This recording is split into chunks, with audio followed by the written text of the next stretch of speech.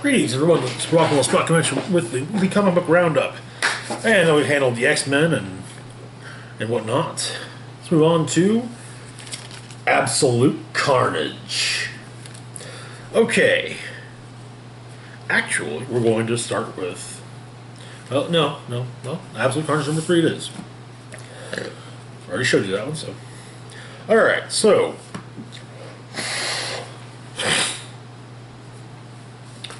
Where we left off. Oh, well,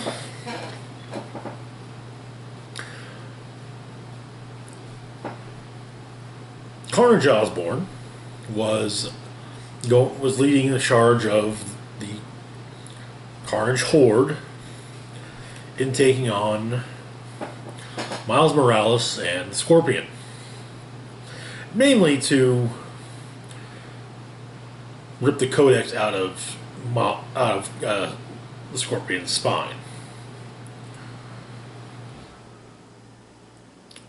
And in doing so, during all of this,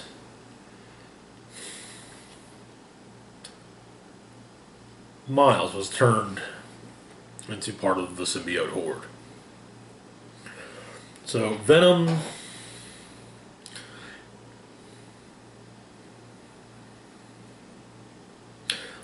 goes after. Venom tries to shake Miles off. Man manages to do so. And Scorpion's asking him for help, and as apparently Carnage broke Scorpion's spine.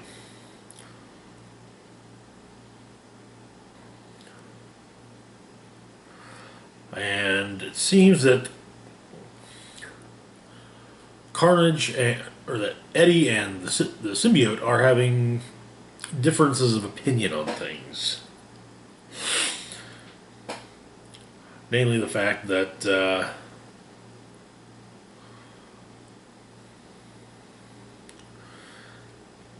while Eddie is focused more on saving Scorpion,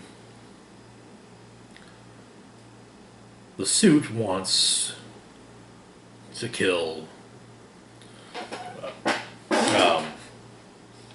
Carnage. And Eddie actually manages to distract Norman by explaining they're trying to help Normie, and maybe they can even help Norman himself. Which briefly actually manages to peel back the hold the Carnage symbiote has on Norman.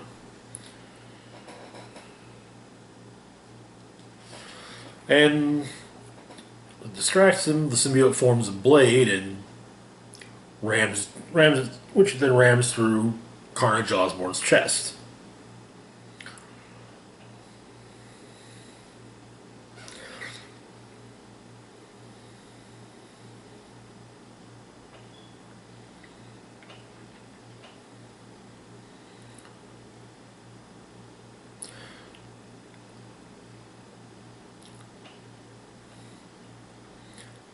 And so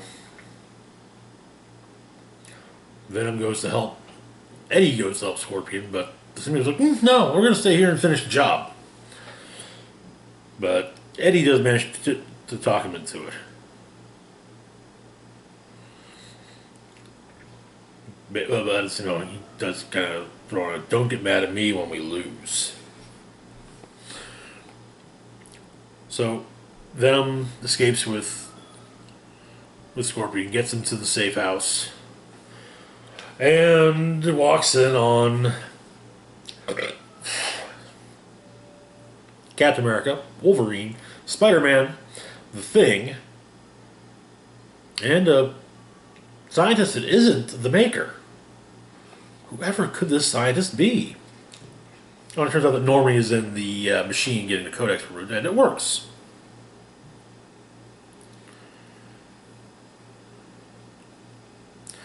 Also, it's revealed that the mysterious man in the lab coat is Dr. Bruce Banner. Also, Sleeper has bonded with a cat.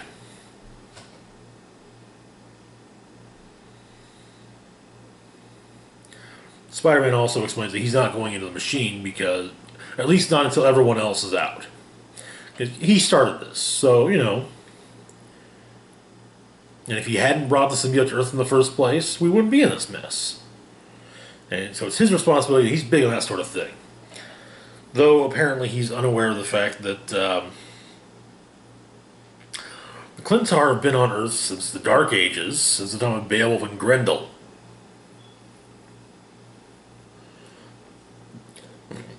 Though Venom or Eddie, oh yeah, hey, okay, that's cool. Yeah, you go in last, man. And he explains to the symbiote, you know, hey, he's the backup. So, downside though is that the symbiote will, being in the machine kind of drains one for a little. You're just feeling a bit drained. So yeah. So they're working on Cap, and Spider-Man comes up on Eddie, who's they're talking.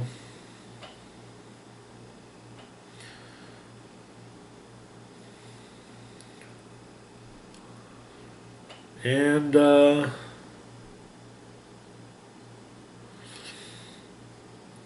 Spidey asks Eddie's going to tell Dylan the truth about who Eddie is to Dylan before they go to war, as he puts it.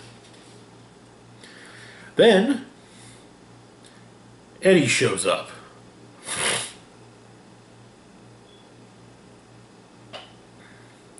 And turns out that Carnage is very, very good at manipulating or at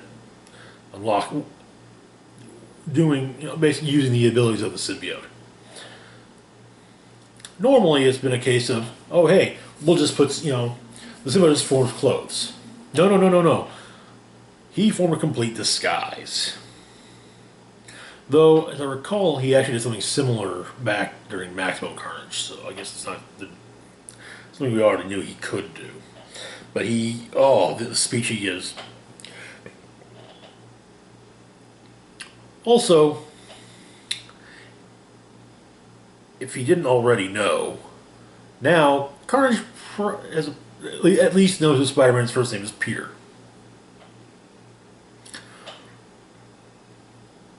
But yeah, Cletus explains that his mother went through electroshock treatments when she was pregnant with him. And it was before you could be sedated for that kind of thing. He died minutes after he was born. And he went to hell, came back. So that's the whole thing.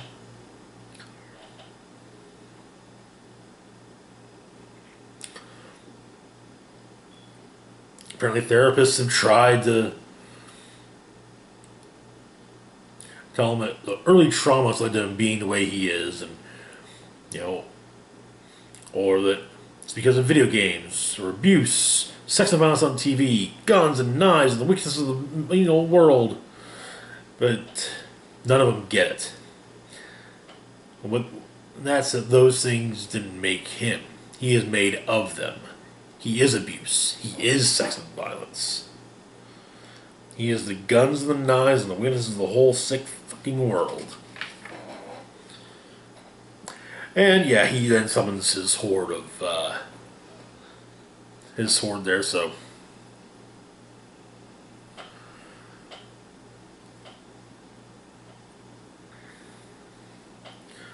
Peter tries to hold the line. He's gonna hold the line, and he's like, "Hey, Dylan, And Peter's like, "No, okay, yeah, I get it. Go." Now, one thing that the symbiote did say is that if need be, he's going to find someone that he'll leave Eddie to find someone who will do what needs to be done. And so he bonds to Banner. Now, bear in mind, Cletus Cassidy has no idea who Dr. Bruce Banner is.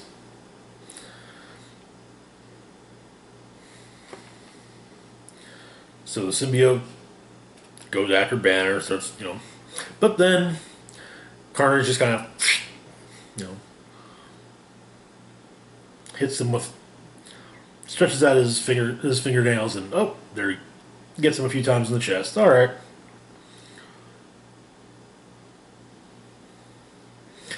He turns away saying, I don't know who this nerd is supposed to be, but... And then he gets punched in the face, stating that he felt that, and then says to Banner, who are you? In response says, I am... No. We are Hulk. Yeah. That's pretty cool, actually. Not gonna lie. In the back here, we've also got initial behavioral assessment for Francis Louise Barrison, better known as Shriek, and now Demogoblin.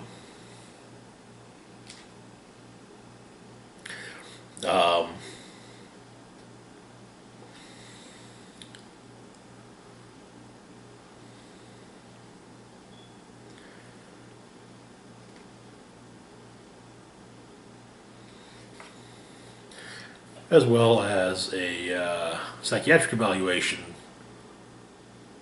of Shriek. It's explained that Shriek came up in the punk scene and had a leather jacket, black leather, all shiny, studs running up the sleeves, down the back. You know, she put so much into it, and well, one time a guy in the pit had ears running up and down his lobe. It's very shiny.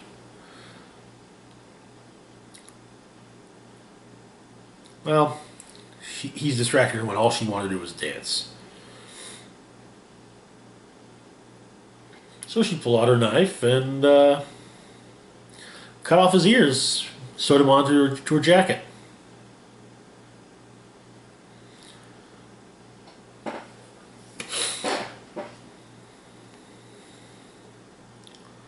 She decided, and whereas most folks will make patches for their favorite bands and stick spin up their jacket, she wanted her jacket to be all about the people in her life.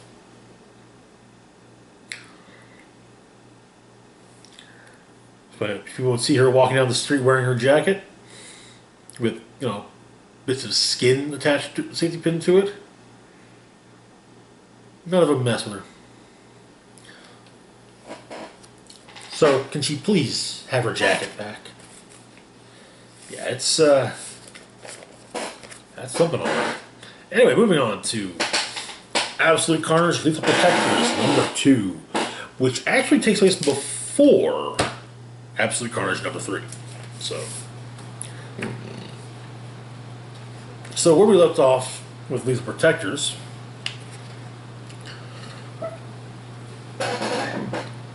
Misty Knight had been captured by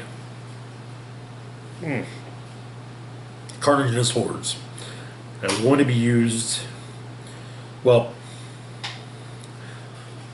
was going to be used to basically as a something of a sacrifice to Demogoblin after Shriek basically gave her life to get to become the body that Demogoblin would inhabit.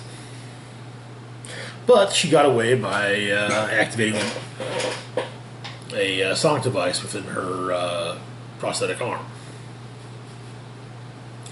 And so Carnage sent a few of the horde after her, and it starts off he's torturing Manwolf about it, and he's kind of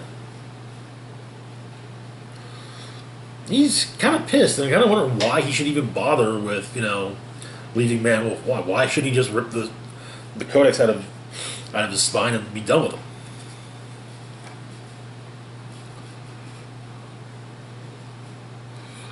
But Manwolf promises he'll do better at meeting their god's demands.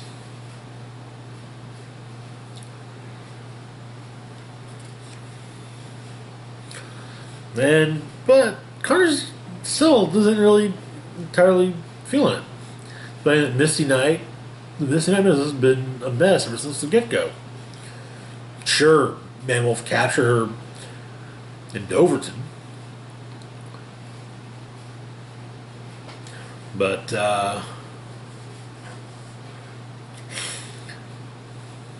back in Web of Venom, Cult of Carnage. But even though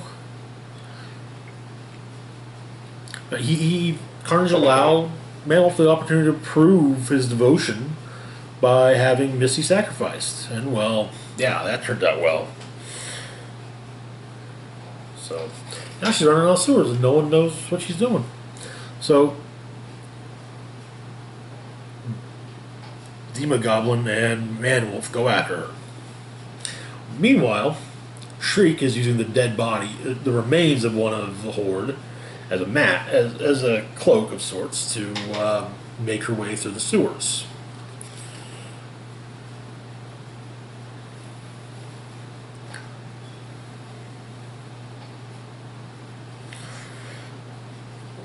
Some of the others come after her, and she smacks them around with a disembodied limb from her disguise. Follows the trail of blood and manages to find a cell phone. So she manages to. She basically prays for a signal. Meanwhile, another part of town, one of the Horde comes up from the sewer on a bunch of kids playing stickball, and is promptly knocked down by Iron Fist. Then Iron Fist gets a call from Misty. She tells him what's going on, but she gets cut off before she can finish, and she tells him to get help. Don't come down here not to come down there for her alone. So he's like, hey, yeah, I'll make a call for help, but I'm still gonna go after her. Looks in the sewer though when he sees the Horde. He's like, yeah, well, let's go get some help first. So Man-Wolf and Demogoblin manage to catch up with Misty, and Man-Wolf thinks maybe it's, since she's caused him so much grief, maybe it's time that he returns a favor, starting with that other arm of hers. Though Demogoblin wants to make sure that Man-Wolf saves some for her. Later, Iron Fist has gathered together a group of heroes. Firestar, Cloak and Dagger, Morbius, who it should be noted, also helped out during Maximum Carnage. It was the five of them, plus Black Cat, Captain America, and Deathlock, who saves the day by basically showing up and shooting some of the Horde that are waiting underneath the manhole.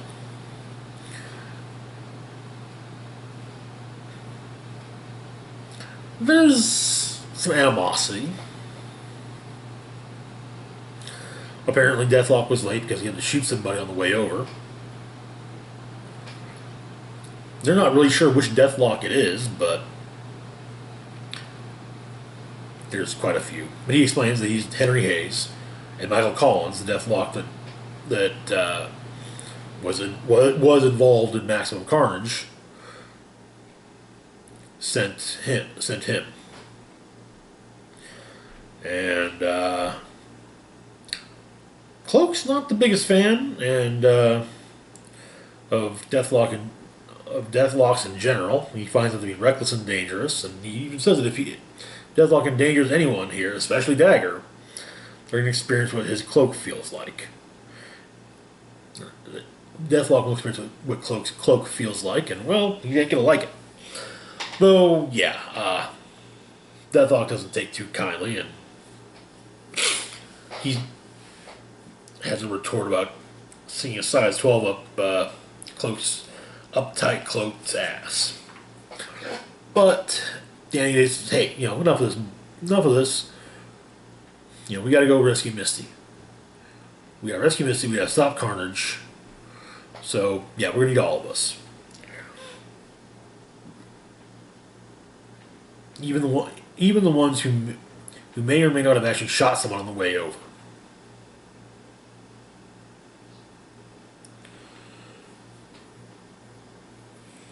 So they go into the sewer. That's when the issue comes to its close.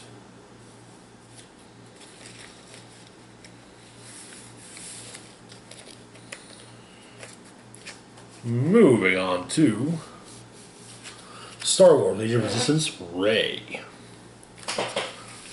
So, obviously this focuses on Rey, the heroine of the Star Wars sequel trilogy. So we start off quick reminder of Rey's past. Left on Jakku, grew up there alone, joined the Resistance. Now, after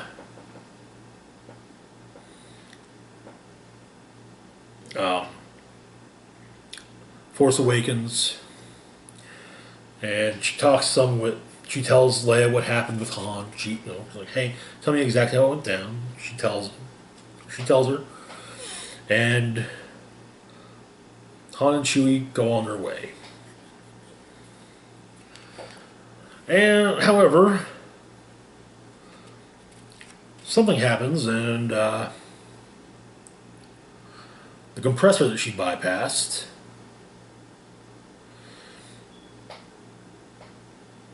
goes out, and so the problem with the compressor that they bypassed, which they kind of drop out of hyperspace. So they go find a place called the Necropolis. Tons of ships floating around. Well, they got to pay 500 credits for a scavenging fee, but only the captain goes.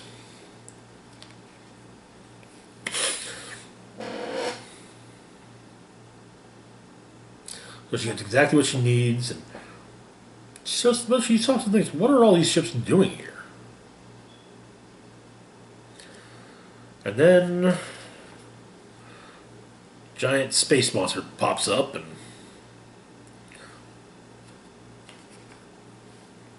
she manages to stop it by boarding an old Fire Spring class patrol craft. The same type of ship that Boba Fett flies, the Slave One. And then but she's clearly, this was all supposed to be, this was a trap, obviously. So, the person who runs the Necropolis, she manages to use a Jedi mind trick on the person who runs the Necropolis. Takes some doing, but she pulls it off. They reinstall everything fixed and go about their way, and they land on Octo, and well, we all know what happened there. And on to Age of Resistance Rose Tico. For those who might not be aware, might not remember, Rose was a mechanic that featured prominently in Star Wars: The Last Jedi. So basically, we get the backstory of her. Her and her sister are sisters of Omatok, born on a small world called Hayden Minor, which is a mining planet, known more for its ore than its people, which is how the danger began, as she puts it. They played around in a flight similar to their grandmothers as kids. It would simulate a Z-95 Headhunter. Then the First Order showed up and just started tearing the planet apart. But the Tico daughters, they managed to pull something up. They managed to, make some trouble. They managed to shut down the bombers for 3 days. 3 whole days. But suggested they go join the resistance. Their parents basically tell them, hey, go join, find the resistance, join them. Get out, we paid for passage off the planet for for the two of you. You come back when you're done. So they managed to do so. Striking blow after blow for the resistance and against the First Order. But then Ace Minor was destroyed. The First Order blockaded the entire Automox system and then ripped the planet apart for its ore.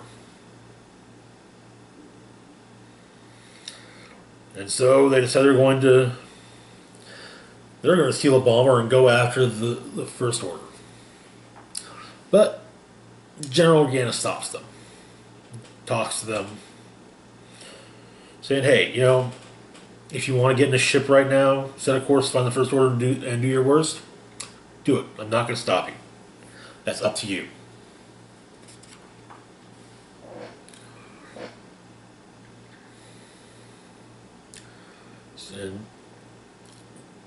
Or you can stick around and become a constant frustrating pain in their side. And that's what they'd rather do.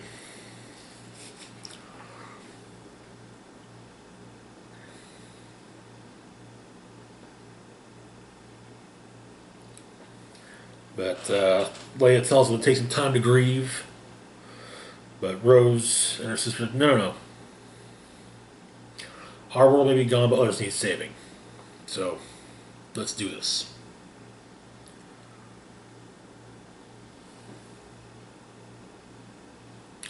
And it turns out the entire issue is being narrated not by Rose, but by Rose's sister, who we saw very briefly in the beginning, in the opening moments of Last Jedi. Alright, that is it for this week. As always, feel free to like, share, and subscribe. Hit the bell icon to be notified when I put new content. Next couple nights we'll be doing an upcoming review for Ad Astra, as well as one for Rambo Last Blood. Yeah, well, YouTube things. Links to my Facebook, Twitter, Patreon, and PayPal are in the description box down below. This is Rock and Roll Spock signing off, saying, live long and rock hard.